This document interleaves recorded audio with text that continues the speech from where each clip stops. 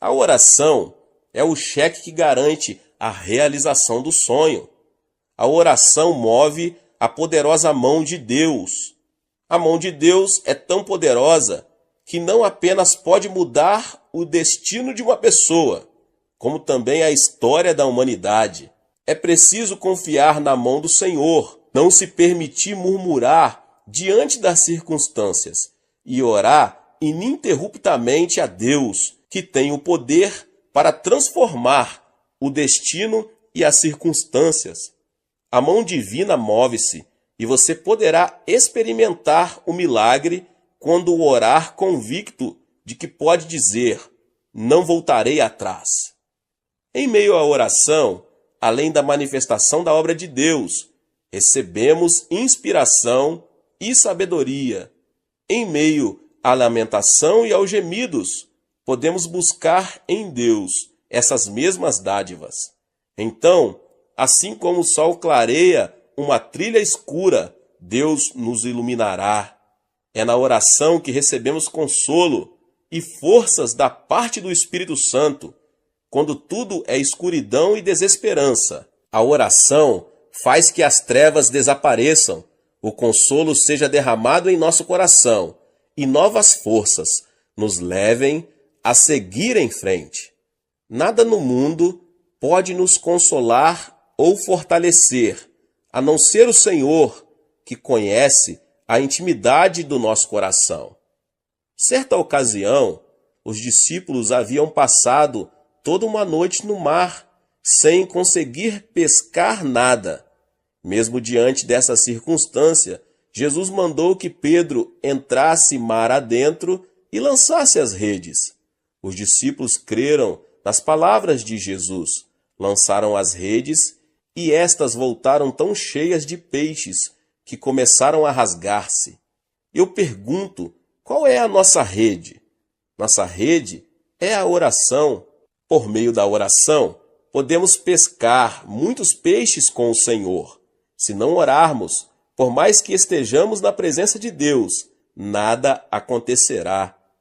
Por meio do profeta, Deus nos desafia. Jeremias 33:3 diz: clama a mim, e eu responderei, e lhe direi coisas grandiosas e insondáveis que você não conhece.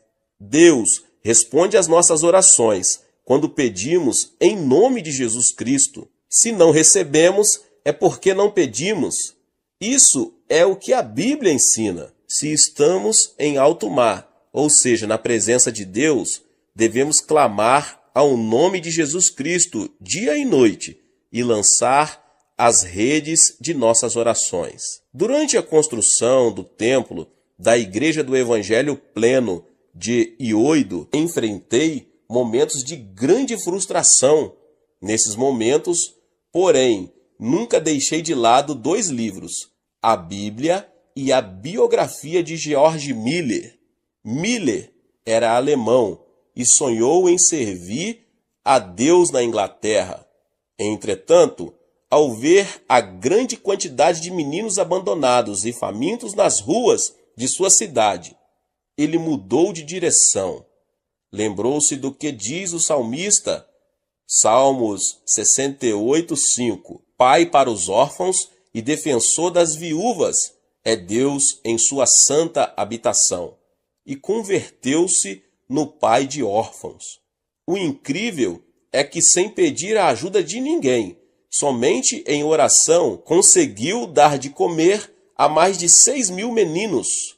Durante aqueles momentos de frustração, quando a realidade tornava-se intolerável, o livro, que continua a descrição de grandes milagres de Deus, dava-me esperança. George Miller, um dos meus heróis da fé. George Miller é, na verdade, um grande homem de Deus. Eu recomendo que você estude a vida dele. A sua biografia está disponível na internet. Você pode ler sobre ele. E este George Miller foi responsável por alimentar mais de 10.000 órfãos. Com os recursos escassos que tinha, ele começou a alimentá-los e creu em Deus para toda provisão. Até que chegou o ponto dele construir um prédio para os órfãos, e depois um outro prédio, depois um outro prédio e depois outro. E a história conta que ao longo de sua vida ele alimentou aproximadamente mais de 10 mil órfãos e muitos outros após a sua morte, porque a obra continuou. E George Miller, um homem de fé, ganhou literalmente milhões de pessoas nos anos de 1800. E George Miller é conhecido como um homem de fé. Ele orava pelos alimentos, ele orava pelas finanças, quando não havia nenhuma ajuda e não havia nenhum meio visível de ter provisão para o dia seguinte. Tem um relato que conta que ele sentou com algumas crianças e orou pedindo pão, por leite, e mesmo antes que ele finalizasse aquela oração, alguém bateu na porta e havia uma grande cesta com todos os mantimentos para as crianças. Então, era um homem de fé. E ele atribuiu no livro de Pearson, que conta sobre a vida de George Miller, sua biografia. E ele, na verdade, convidou George Miller para o seu púlpito para pregar. E disse que George Miller, pregando aos 80 anos, ele pregava, sabe, com tal vigor que não se sabia a sua idade. E ele já estava na casa dos 80. Aliás, ele morreu quando tinha 93 anos. E no último ano de sua vida, ele disse assim: "Ó, quão gentil e bondoso o meu Pai Celestial tem sido para mim.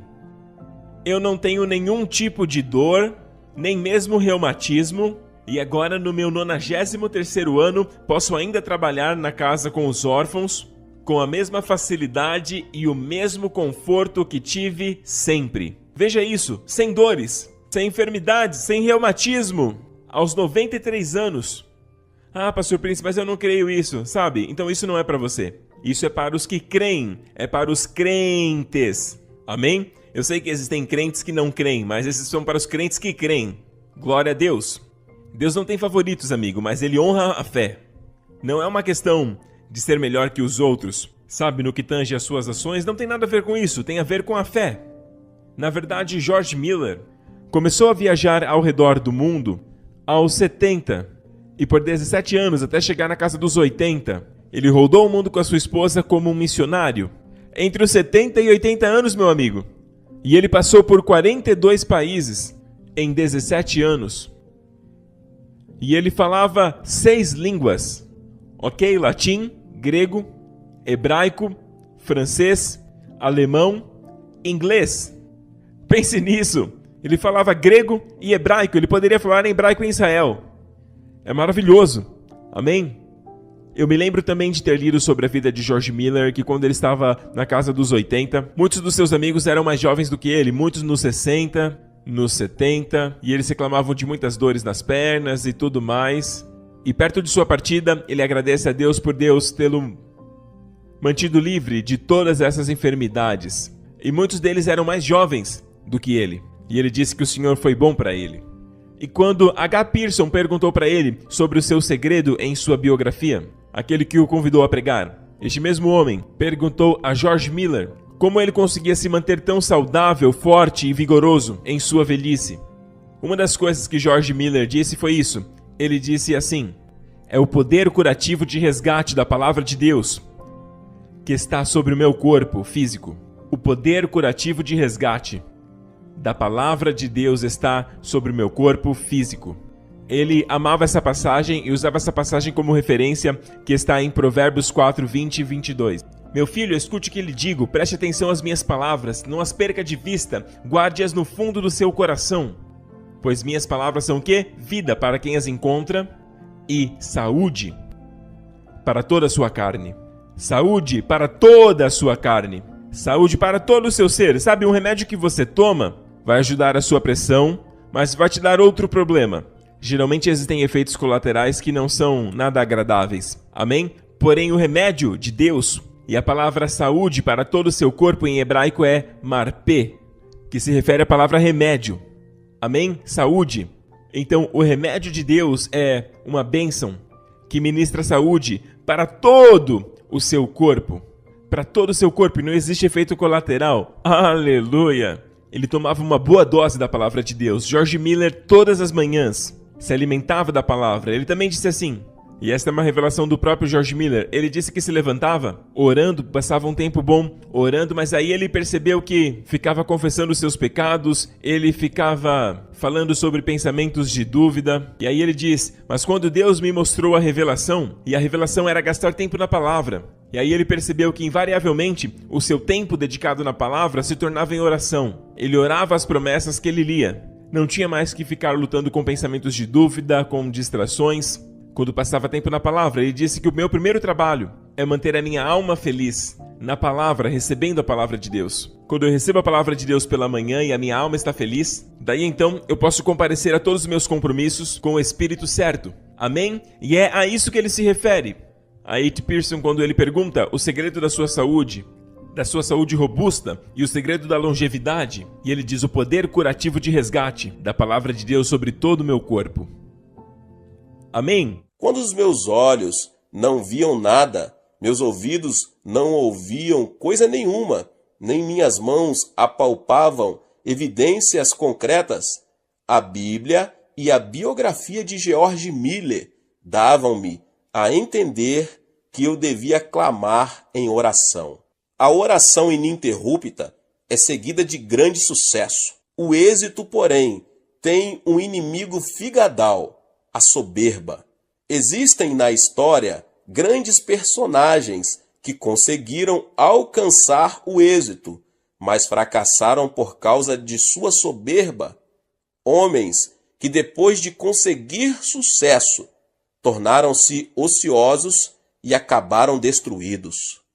É bom que estejamos atentos à advertência desse ditado. Depois de haver ganhado a guerra, não tire a armadura de imediato, tampouco desamarre os cordões de seus sapatos. Precisamos tomar cuidado para que, depois de vencida a guerra, a soberba nos leve a ser atacados outra vez pelo inimigo. Isso pode acontecer em nossa vida. Agimos como se tudo tivesse sido conseguido, mas a realidade pode ser outra. No momento em que nos deixarmos dominar pela soberba, tudo o que foi conseguido pode tornar-se em espuma. Se alcançarmos êxito, orar nos ajudará a manter o que alcançamos. É na oração que nos mostramos humildes diante de Deus e recebemos um sonho maior da parte dele. Comece a orar não somente por suas necessidades, como também pela manifestação do reino de Deus aqui nessa terra. É primordial que os cristãos saibam ordenar corretamente suas prioridades. Sem dúvida, a maior delas deve ser Deus e amar aos outros como a nós mesmos. Lamentavelmente, meus irmãos, vejo muitas pessoas que inclinam a balança por um lado apenas. Amam a Deus, mas não amam o seu próximo. Muitos problemas sociais hoje são produto do egoísmo. Egoístas vivem de orgulho próprio, arrogância e injustiça. Isso traz muito prejuízo e faz com que muitos de seus próximos sofram. A relação com Deus é importante. No entanto, a relação com o próximo é de suma importância. Não amar ao próximo, mas amar a si mesmo não é aceitável na presença de Deus. Uma vida espiritual saudável e ideal mantém o equilíbrio vertical, amar a Deus, e horizontal, amar ao próximo. Amar a Deus e ao próximo. As prioridades devem ser ordenadas sobre essa base. E uma vez fundamentadas nisso, deve-se orar, pedir e praticar. Todo aquele que falhar em distinguir as prioridades maiores e menores encontrará o fracasso. Todo jovem que não tenha se esforçado vai se arrepender em sua velhice. Então, como organizar e reordenar nossas prioridades? Jesus explica com muita clareza no texto que acabei de nos falar. Busquem, pois, em primeiro lugar o reino de Deus e a sua justiça, e todas essas coisas lhes serão acrescentadas. Mas devemos buscar o reino de Deus. Devemos buscar primeiramente o reino de Deus. Isso implica buscar o reino de Deus por meio da cruz. O exército desse reino é composto por almas salvas de seus pecados pelo sangue de Jesus. Nenhum cristão participante desse grande exército, guarda sua esperança e seu propósito aqui na terra, mas no reino de Deus, que permanece para sempre. Para o cristão, a vida terrena é apenas uma viagem em direção ao reino, o que implica manter um alto grau de fé. Depois de Adão, o reino de Deus começou a ser proclamado com a vinda de Jesus Cristo a este mundo, que estava submerso no pecado, na injustiça, na maldição, na enfermidade, na pobreza, na morte e outras coisas mais. Jesus, por meio de sua vida, revelou que as características do reino de Deus eram o perdão dos pecados, a plenitude do Espírito Santo, a bênção de Abraão, a saúde, a abundância, a riqueza e a vida eterna. Então devemos orar para que essas mesmas características não somente transbordem em nosso ser, como também na vida de nossos semelhantes. Devemos também buscar a justiça de Deus. Nosso dever não consiste somente em buscar o reino de Deus, mas também em fazer todo o possível para que sua justiça seja manifestada no mundo. Os cristãos devem fazer fluir a justiça de Deus em suas próprias vidas. Deus se agrada do justo. É importante também nos ocuparmos da justiça no campo social. Jesus esteve com pecadores, pobres e doentes. Converteu-se em seu amigo e salvador. Jesus trouxe justiça à sociedade. Nós, que nos identificamos como discípulos de Jesus, devemos imitá-lo, esforçando-nos na justiça social. Outra coisa importante é a justiça no âmbito nacional, que não deve estar fora do interesse dos cristãos. É lamentável saber que na Coreia temos injustiça continuamente presente. É triste que o Evangelho não tenha conseguido mudar as estruturas da sociedade coreana ainda. As estatísticas indicam que 25% da população coreana confessa ser cristã. Contudo, não se vêem vestígios de justiça em nossa nação, apesar de mais de 10 milhões de cristãos. Isso deveria ter provocado mudanças, todavia nada acontece. O que significa tudo isso? Significa que nós, os cristãos, temos falhado nessa missão, que consiste em realizar a justiça de Deus aqui na terra. Onde não há justiça, proliferam a aridez e a hipocrisia. Portanto, os cristãos devem avançar em oração e serem persistentes para que a justiça flua no âmbito pessoal, social e nacional. O cristão é quem mantém uma dupla relação com Deus e com o próximo, a sociedade.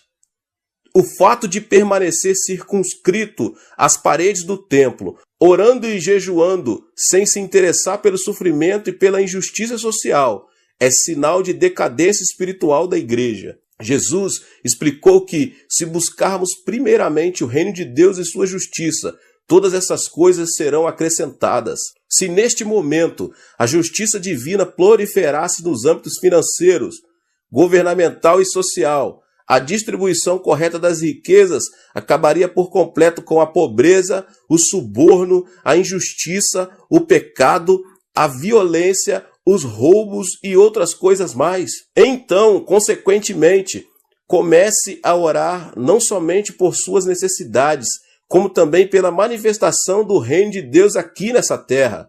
Essa é a ordem correta que você deve manter para que os problemas casuais desapareçam. Se você é um desses cristãos que tem o costume de orar somente por suas necessidades e não buscar primeiro o reino de Deus e a sua justiça, é muito provável que sua vida cristã esteja à deriva e precise de um rumo estável. O agricultor faz todo o possível para conseguir uma colheita bem-sucedida. Mesmo assim, a falta de chuva e sol pode prejudicar seriamente sua colheita. O que eu quero dizer com isso, meus irmãos? Quero dizer que é Deus que tem de abençoar, para que o homem seja abençoado. Se Deus não abençoar, todo o esforço do homem será vão. A bênção de Deus é derramada sobre as pessoas que buscam primeiramente o reino dos céus e a sua justiça. Que Deus abençoe a sua vida mais uma vez com essa palavra tremenda do pastor David Poyong Cho. Se você ainda não é inscrito aqui no canal, se inscreva no canal e ative o sininho das notificações. Todos os dias, às 18 horas e às 20 horas, são postados vídeos abençoados aqui no canal. Não esqueça de deixar o seu like, tá bom? E também compartilhe este vídeo com as pessoas que você mais ama. Deus te abençoe. Nos vemos nos próximos vídeos, tá bom? Até mais. Tchau, tchau. Para orarmos, precisamos aprender, em primeiro lugar, a pedir de forma correta. Embora seja verdade que Deus sabe de tudo, não podemos ter a atitude de que não é necessário pedir, porque Ele já sabe de tudo que precisamos. Algumas pessoas pensam que não precisamos pedir por causa do versículo de Mateus. Não vos assemelheis, pois a eles, porque Deus, o vosso Pai, sabe o de que tendes necessidade, antes que lhe o peçais. Mateus 6:8. Mas para entendermos corretamente esse verso, precisamos examinar seu contexto bíblico.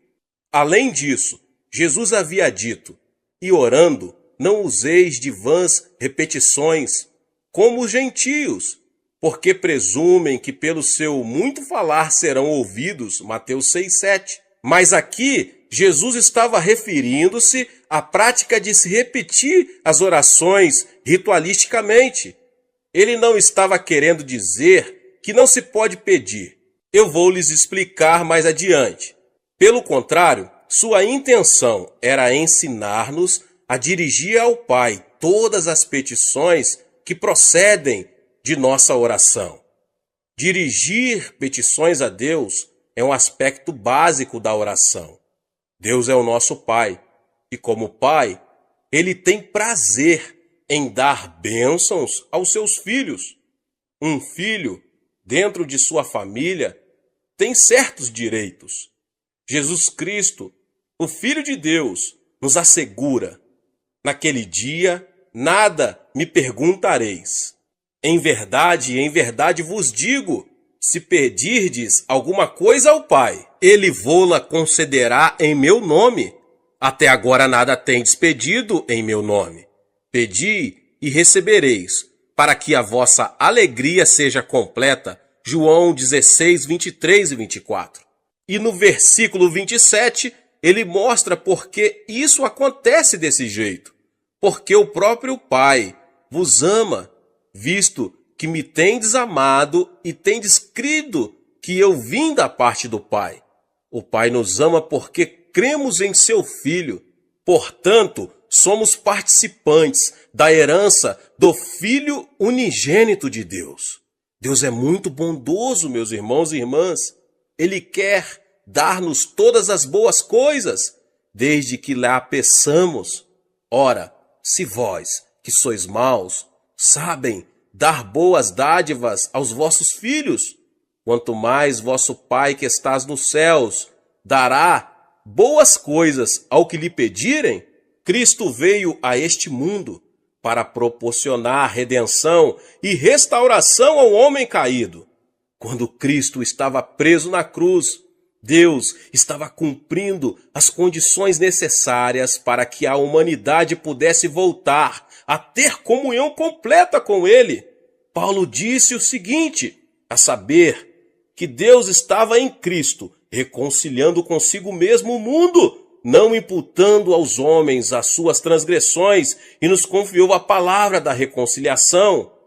Com base na obra reconciliadora do Pai, todos nós temos a possibilidade de sermos salvos. Mas a salvação tem que ser pregada até os confins da terra, oferecendo a todos os homens a oportunidade de aceitarem ou rejeitarem o Evangelho, a boa nova de que o preço já foi pago e que todos os homens podem ter acesso direto a Deus. Mas para receber essa grande bênção da salvação, os homens terão que pedi-la pelo arrependimento. Eles devem pedir a Cristo que lhes perdoem os pecados. Devem pedir a Cristo que entre em seu coração. Embora o dom da salvação esteja à disposição de todos, Só podemos apropriarmos dele pedindo. E não é somente a regeneração que obtemos pela petição. Também a plenitude do Espírito Santo está à nossa disposição, bastando simplesmente que peçamos. Quanto mais o Pai Celestial dará o Espírito Santo àqueles que lhe pedirem, Lucas 11:13. Mas não só o dom da salvação, mas também a plenitude do Espírito Santo e todas as demais bênçãos estão à nossa disposição e podemos obtê-las pela petição em oração. Tiago afirma que Deus não negará sabedoria a ninguém, mas a dará liberalmente, desde que a peçamos com fé. Podemos obter os dons do Espírito Santo, bastando para isto que os peçamos. Cura, libertação, prosperidade e bênçãos são coisas que todos podemos pedir a Deus. Temos o direito também de orar a Deus por um avivamento. Pedir ao Senhor chuva no tempo das chuvas serôdias, ao Senhor que faz as nuvens de chuva, dá aos homens aguaceiro. Zacarias 10:1. A bênção de Deus pode ser nossa, basta que a peçamos. Podemos receber as bênçãos de Deus, que em Zacarias são tipificadas como chuvas, porque Deus ordenou que as peçamos. Está bem claro que Deus está desejoso de abençoar seus filhos. Contudo, temos que fazer a nossa parte, que é pedir de forma correta. Agora, meus irmãos e irmãs, como funciona essa questão de pedir? Como podemos obter a resposta de nossas petições? Há, contudo, 4 passos. O primeiro passo, temos que pedir com fé. O simples fato de pedir alguma coisa a Deus não é garantia de uma resposta positiva.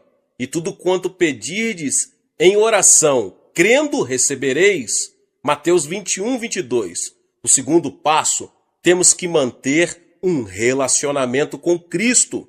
Se permanecerdes em mim e as minhas palavras permanecerem em vós, pedireis o que quiseres e vos será feito. João 15:7. Quando permanecemos em oração, desenvolvemos-nos espiritualmente, de modo que os desejos dele passam a ser os nossos. O terceiro passo, temos que ter a motivação correta. Pedis e não recebeis, porque pedis mal, para esbanjardes em vossos prazeres. Tiago 4:3. Sabemos que é desejo de Deus dar-nos boas coisas. Contudo, muito de nossos pedidos são inspirados por puro egoísmo. Deus quer que nossas petições tenham a finalidade de glorificá-lo. O quarto passo é: temos que pedir segundo a vontade de Deus. Será que isso quer dizer que teremos de procurar saber primeiro, antes de orar, se Deus quer que sejamos curados? Não. E é por isso que é tão importante conhecermos as Escrituras. A Bíblia nos diz qual é a vontade de Deus. Mas quando oramos, pedindo algo que Deus já nos prometeu, temos certeza de que oramos segundo a sua vontade. E esta é a confiança que temos para com Ele, que se pedirmos alguma coisa segundo a sua vontade, Ele nos ouve. E se sabemos que Ele nos ouve quanto ao que lhe pedimos, estamos certos de que obtemos os pedidos que lhe temos feito. 1 João 5, 14, 15. Agora, meus irmãos e irmãs, como Deus responde às nossas petições? Deus responde às nossas petições segundo sua maneira própria de ser. Ele não se limita a nos dar exatamente aquilo de que precisamos. Ele nos dá em abundância. E o meu Deus, segundo a sua riqueza em glória, há de suprir em Cristo Jesus cada uma das vossas necessidades. Filipenses 4,19. Os recursos de Deus são ilimitados. Deste modo, Ele supre todas as nossas necessidades. Mas Deus não tem falta de bênçãos. Ele possui um depósito completamente cheio, meus irmãos e irmãs. Só precisamos saber como abrir esse depósito? Aprendendo a pedir. Aprendi esses princípios bem no início de meu ministério. Estudei as Escrituras e descobri que Deus é bom. Iniciei meu ministério na região mais pobre da Coreia, numa época de séria depressão econômica em nosso país, logo após a Guerra da Coreia. Aprendi a jejuar, não porque fosse espiritual, mas porque não tinha nada para comer. E através da oração e da leitura da palavra de Deus, entendi que Deus não era o Deus apenas da Europa e dos Estados Unidos. Ele é o Deus de quem quiser aprender a confiar nele. Há uma experiência que já contei muitas outras vezes, mas sempre há alguém que nunca ouviu. Se você não ouviu, ouça agora mesmo. Ela ilustra perfeitamente como podemos obter respostas de oração das mãos de nosso Pai Celestial. Quando iniciei meu ministério, ainda era solteiro e morava num pequeno cômodo. No inverno, eu me protegia do frio, enrolando-me com cobertores, pois não tinha nenhum outro meio de aquecimento. Comecei a pregar a mensagem da abundância de Deus, conforme havia nas Escrituras, e assim me vi num dilema. Se Deus era tão bom, se possuímos tantos e tão vastos recursos, por que eu era tão pobre? É uma pergunta que muitas pessoas estão fazendo, principalmente no país em desenvolvimento. Um dia percebi que precisava de 3 coisas. Como não tinha um veículo para visitar os membros de minha igreja, precisava de uma bicicleta. Precisava também de uma escrivaninha, pois não tinha onde colocar a Bíblia. E resolvi pedir a Deus uma cadeira também, pois precisava dela para a mesa.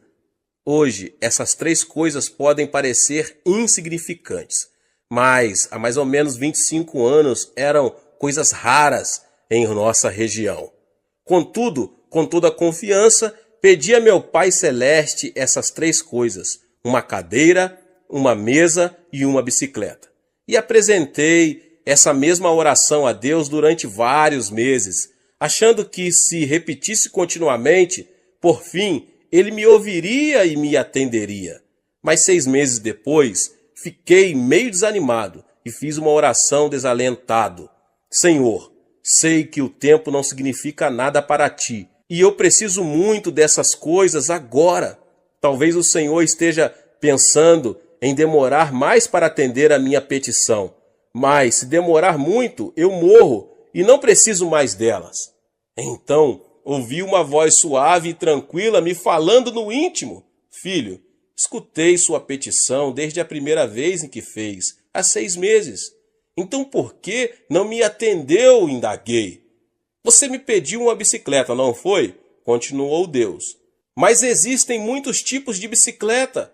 Qual delas você quer? Existem também muitos tipos de mesa, feitas de diversos tipos de madeira. Que tipo de mesa você quer? Existem também diversos tipos e modelos de cadeira. Qual tipo de cadeira você quer? E essas palavras que ele me falou naquela noite revolucionaram minha vida. Então resolvi pedir a Deus objetos específicos. Uma bicicleta da fabricação americana, que naquela época havia 3 tipos de bicicleta, mas a americana era a de melhor qualidade. Pedi uma escrivaninha de mogno das Filipinas e, por último, pedi uma cadeira. Mas não era uma cadeira qualquer. Queria uma cadeira com rodinhas nos pés, para que pudéssemos girá-la à vontade, como um daqueles grandes empresários. 2 semanas depois, ganhei uma bicicleta americana, um pouco usada, e fora do filho de um missionário. Depois ganhei a escrivaninha de mogno das Filipinas e a cadeira para fazer jogo com ela. É claro que era uma cadeira giratória. A parte mais interessante dessa experiência ocorreu antes de eu receber estas coisas. Um domingo, eu estava pregando sobre Romanos 4,17, como está escrito: por pai de muitas nações te constituí, perante aquele no qual creu, o Deus que vivifica os mortos e chama à existência as coisas que não existem. No meio do sermão, eu me ouvi dizer com grande convicção: eu ganhei uma bicicleta, uma escrivaninha e uma cadeira. E em seguida pus-me a descrever cada um desses objetos. Depois do culto, 3 rapazes que hoje estão no ministério me procuraram e perguntaram: pastor, será que poderíamos ver esses 3 grandes presentes que Deus lhe deu?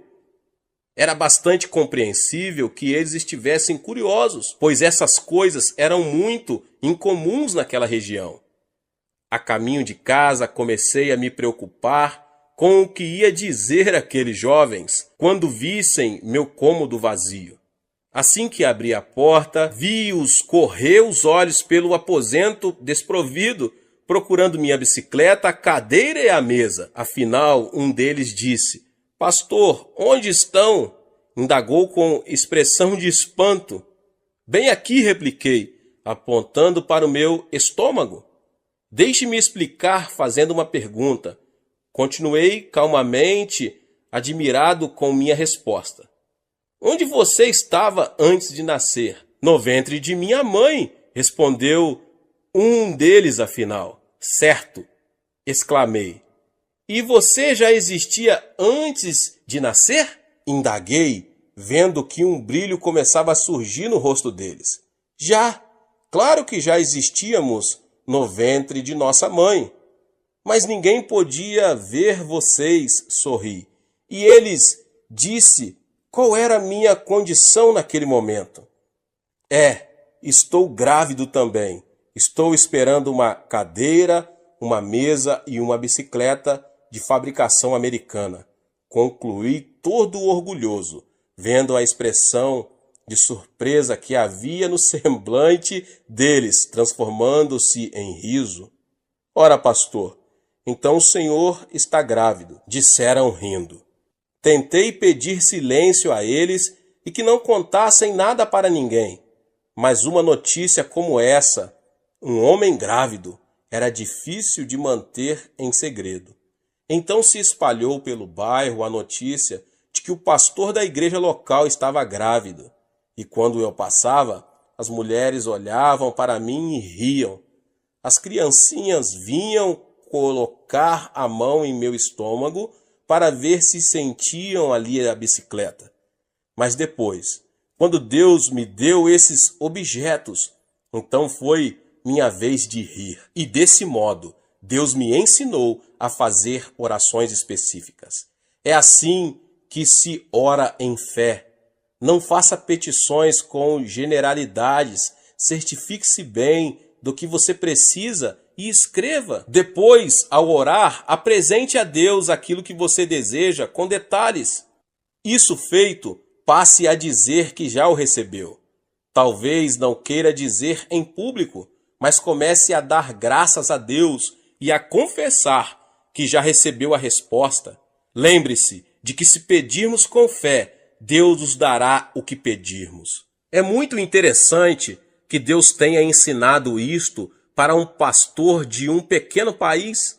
Parece que geralmente só os pastores de países do Ocidente falam sobre a abundância das bênçãos de Deus ao atender suas necessidades. Mas eu posso testemunhar de que Ele pode fazer o mesmo por qualquer homem ou mulher que lhe o pedir segundo a sua santa palavra. Muitas vezes deixamos que as condições sociais ou econômicas em que vivemos venham a ditar o nível de nossa fé. É por isso que devemos pedir a Deus que amplie nossa visão e nossos sonhos, já que estes são a linguagem do Espírito Santo. Tendo uma visão mais ampla, poderemos obter maiores bênçãos de Deus. Certa vez, Winston Churchill disse que os grandes homens procedem de grandes países, vivem em épocas de grandes realizações e desempenham grandes tarefas. Em geral, é assim que acontece. Contudo, meus irmãos e irmãs, Jesus Cristo, o Filho de Deus, veio de um país fraco e pequeno, Israel. e na época em que ele viveu, sua terra estava sob o domínio do Império Romano. Embora ele tenha realizado a maior de todas as tarefas, certamente não viveu numa época de grandes realizações para o povo de Israel. E, no entanto, ele constituiu o ponto central de toda a história. Não importa quem você é, você pode causar um grande impacto. Sua vida pode mudar seu país ou o mundo, se você souber fazer a oração de petição. Deus deseja dar-nos muito mais do que imaginamos. Peça a Deus o dom que lhe possibilitará ter o maior impacto na situação em que você se encontra. Não se contente com uma situação comum. Sou de uma família pobre e de um país pobre e vivia em circunstâncias adversas. Apesar disso, nunca tive de abrir caminho à força para chegar diante dos grandes deste mundo. O dom da graça que Deus me concedeu tem me colocado diante de reis, rainhas, presidentes e de muitos mais notáveis líderes mundiais. Se Deus fez isso por mim, pode fazer por você também. Mesmo que você, que agora ouve essa mensagem, vive num país pobre da América Latina, sua vida pode deixar uma marca profunda nesse país e no mundo. Onde quer que você esteja agora, Deus pode e quer usá-lo para ajudar a atear o fogo do avivamento que irá varrer a África, a Ásia, a Europa, a América. Peça e você receberá, mas peça com fé.